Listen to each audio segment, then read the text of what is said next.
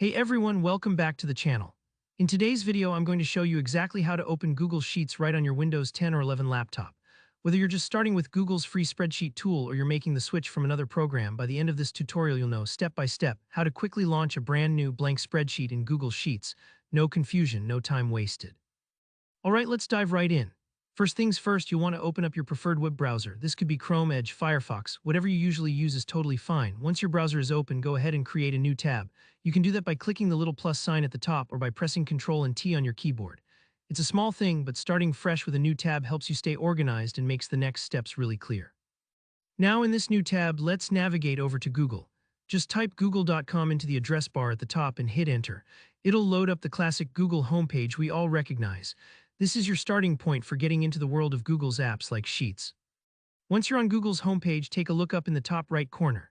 You should see a little icon that looks like a grid or a square made up of 9 small dots. It's sometimes called the Google Apps button. This button is like the key to Google's digital toolbox. Go ahead and click on those dots. This will open up a menu that shows you all sorts of Google services, Gmail, Drive, Calendar, and more. If you're not seeing Sheets right away, don't worry, it's normal. Sometimes it's tucked away under More from Google. If Sheets isn't immediately visible, just start typing Sheets into the search bar at the top of the Apps menu. It should pop up pretty quickly. Clicking on Google Sheets here will open up a brand new page dedicated just to this app. At this point, you're almost there. You'll see a dashboard with some templates and any recent documents you might have. What you're looking for is that big button saying blank. It might have a plus sign and the word blank underneath it. Click this to create a brand new spreadsheet. This fresh sheet is yours to use for anything you like, budgets, lists, projects, you name it. Just like opening a clean notebook, you've got an empty canvas to start working on your data or ideas. And there it is, you've successfully opened Google Sheets on your Windows 10 or 11 laptop.